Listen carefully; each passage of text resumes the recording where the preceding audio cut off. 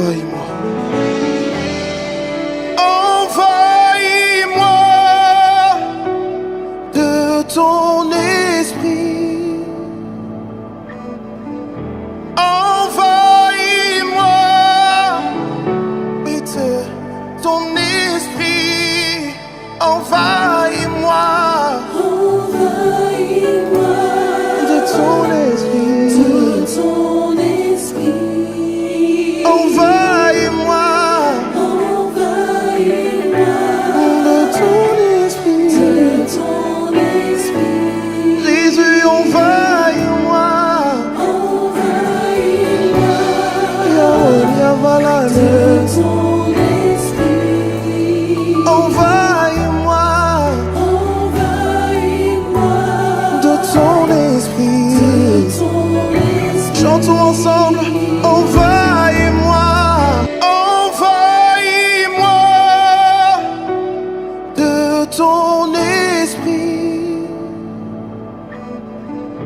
Envahis-moi, oui, de ton esprit.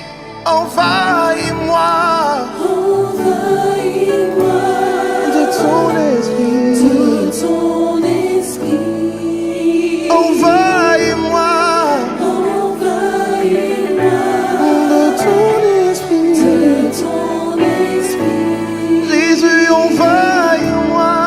Envahis-moi Yahweh, Yavalane. de ton esprit. Envahis-moi Envahis-moi de ton esprit.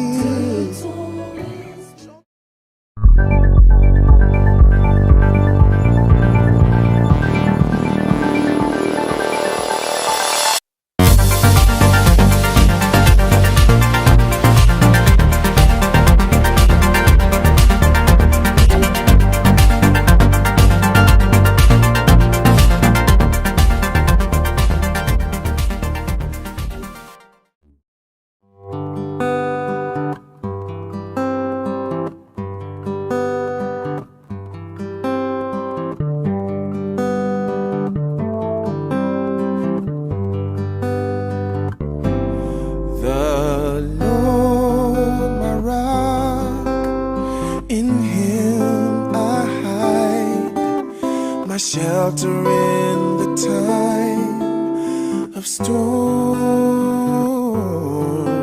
I'm secure, whatever may betide, my shelter in the time of storm. Mighty rock in a weary land, you're my cooling shade on the burning sand, faithful guide. With your mighty hand, you're my shelter in the time of storm.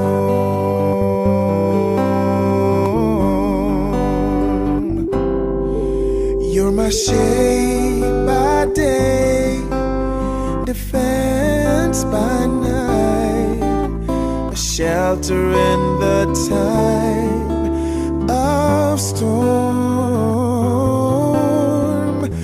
For you have put all my enemies to flight, my shelter in the time of storm. Mighty rock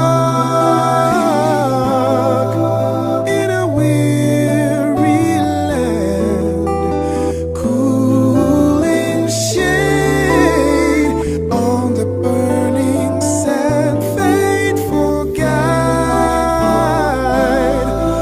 With your mighty hand, a shelter in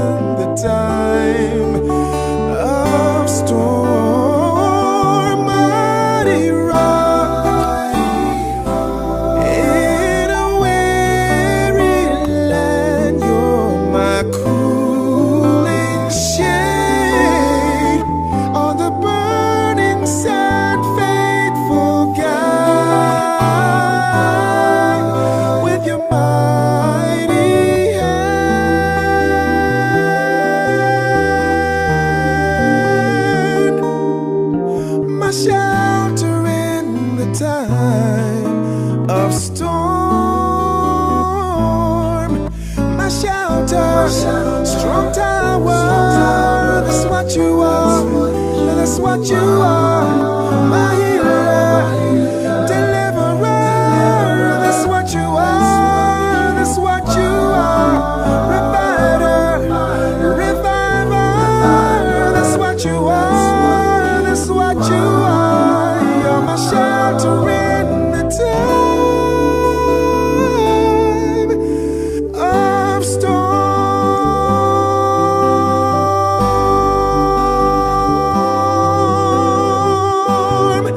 Yes, in the time of storm.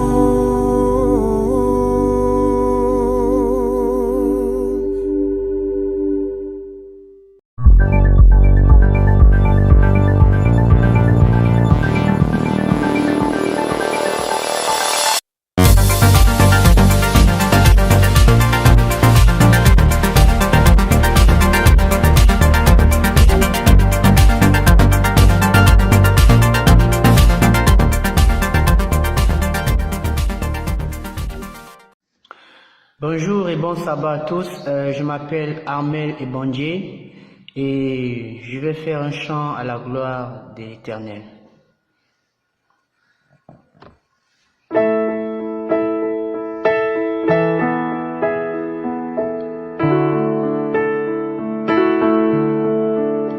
Au-dessus de mes projets, tu règnes en maître absolu. Au-delà de mes attentes, tu me donnes encore plus. Quand je suis avec toi, je ne crains rien, car je sais que tu es mon Père. Quand je suis avec toi, je ne crains rien, car je sais que tu es mon Père. Tu es là, tout près de moi. Quand je suis affaibli face à l'humiliation, tu me montres le chemin. Tu es toujours là, tout près de moi. Tu es toujours là, Seigneur.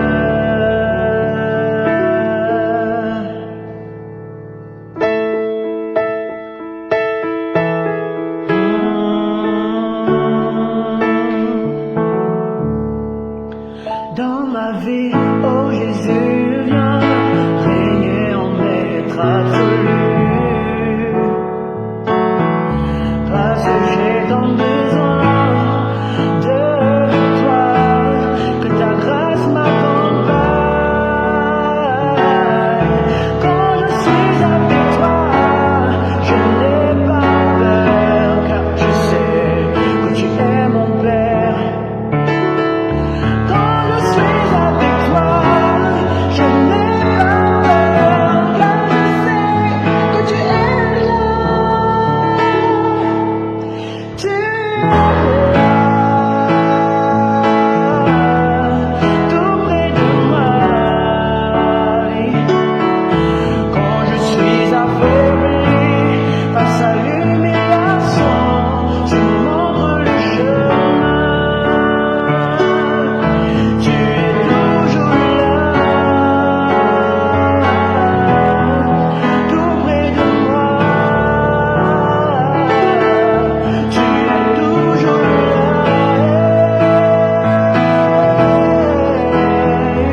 Seigneur. Tu es là, tu es là, tu es là.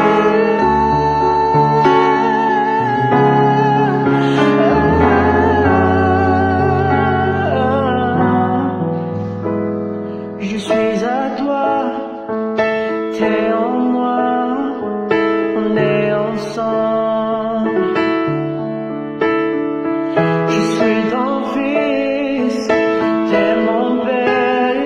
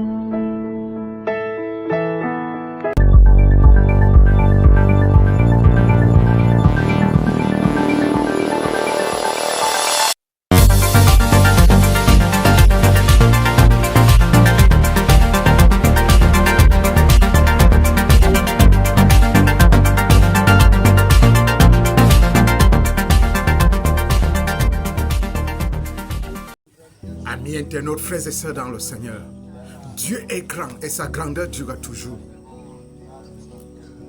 Et c'est une grâce pour nous de continuer de vivre après ces 7 jours calendaires. Ces 7 jours calendaires représentant une semaine que nous achevons alors que nous n'avons rien mérité. Nous n'avons pas mérité l'oxygène, nous n'avons pas mérité l'eau, nous n'avons pas mérité la nourriture. Mais la miséricorde de Dieu nous a conduits jusqu'à cette heure. Je voudrais vous parler des virus qui nous dérangent. Le virus du péché. De tous les virus du péché qui menacent l'homme et qui le mettent dans une situation d'incarcération de haute sécurité. Aucun d'eux n'égale le virus de l'ingratitude. L'ingratitude étant le manque criard de reconnaissance pour un bienfait reçu. Même les géants de la foi sont menacés ou ont été menacés par ce virus.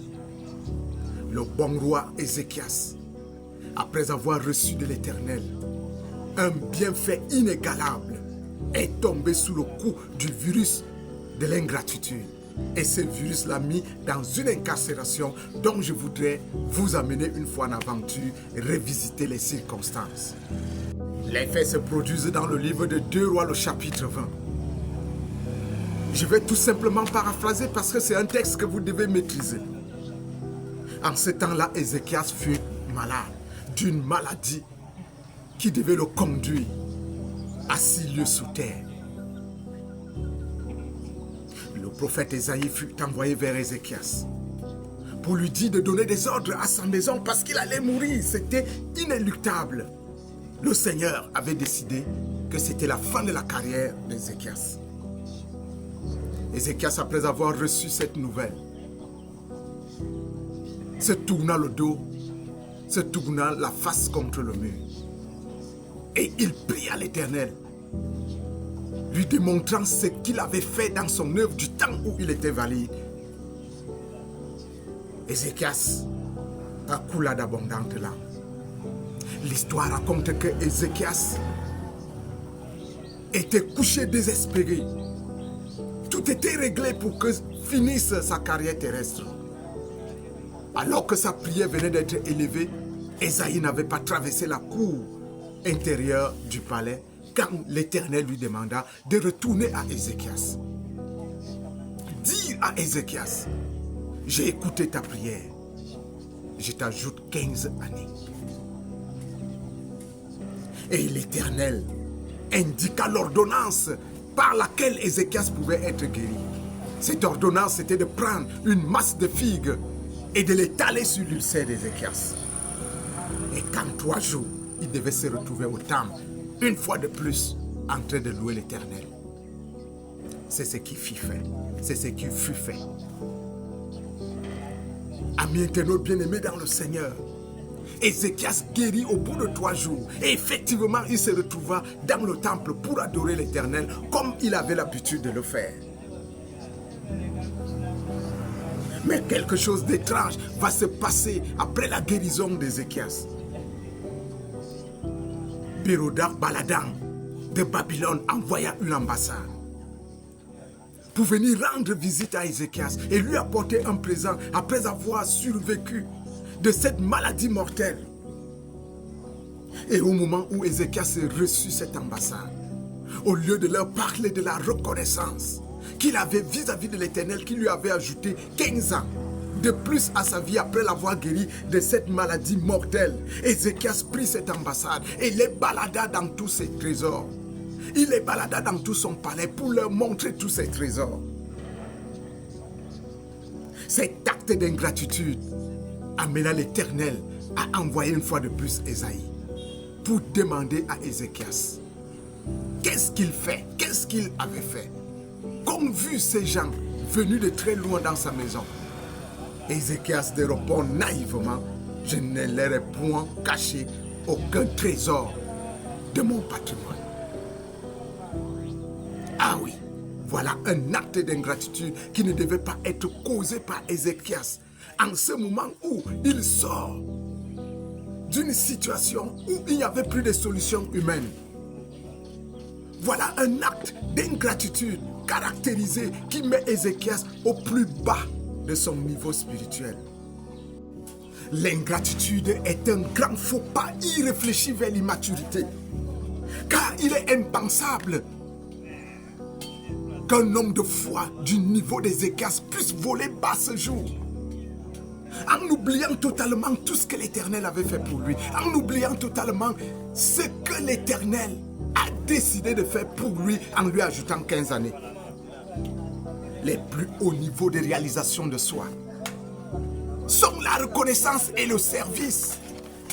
Oui, les plus hauts niveaux de la réalisation de soi, c'est cela.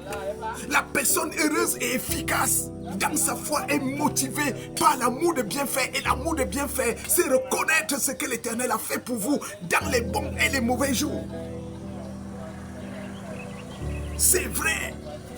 La personnalité humaine est fondamentalement variante. Elle change. Et c'est pour cela qu'aujourd'hui, quelqu'un peut être élevé spirituellement. Demain, elle se retrouve plus bas. Ézéchias nous démontre que cela est possible. Même pour les géants de la foi. D'être attaqué par le virus de l'ingratitude. Il n'est même pas le seul dans ce cas. Je me rappelle les 9 lépreux. Sur les 10 qui avaient été guéris, la lèpre était une maladie incurable. Et elle avait quelque chose de terrible. C'est qu'on devait vous enlever de la circulation du reste du monde. Vous mettre en quarantaine. Et cette quarantaine devait vous conduire jusqu'à la fin de vos jours. Et la fin de vos jours pouvait se prolonger. Vous pouviez vivre 40 ans, 50 ans étant lépreux et ne pas mourir tout de suite. Mais ils ont été guéris par le Seigneur. Et aucun d'eux, parmi les 9, n'a pensé retourner dire merci à Jésus pour ce qui a été fait.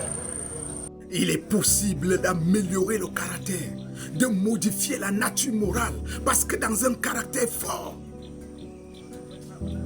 les réactions émotives sont intégrées et coordonnées. Être reconnaissant devrait constituer la philosophie magistrale de la vie. La foi espérentielle.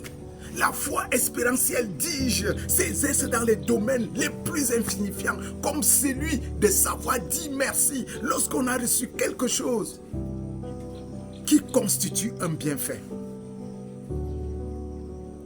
Ézéchias a volé bas. Et ceci lui a coûté de payer cher cette action. Dieu l'a maintenu au royaume, à la tête de ce royaume.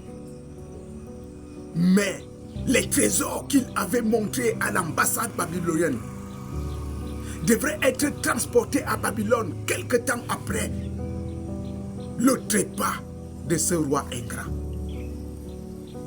Et au temps de Nabuchodonosor, on est venu tout balayer de ce que Ézéchias pensait avoir comme acquis définitif. Les coupes d'or, les vases d'or, les bassines d'or, tout ce qui était en or a été transporté du côté de Babylone. Amis internautes, frères et sœurs dans le Seigneur, par expérience, évitons de tomber dans le faux pas irréfléchi de l'immaturité, de l'ingratitude. L'ingratitude est une immaturité à nul autre pareil. La semaine est terminée et nous allons bientôt rendre allégeance à l'Éternel. Nous allons bientôt lui apporter notre adoration, élever nos prières vers lui. N'oublions pas dans nos prières de lui demander les éléments essentiels qui permettent à un homme de marcher contre l'ingratitude et de vaincre ce virus dans tous les domaines. Passez un agréable sabbat. Shalom.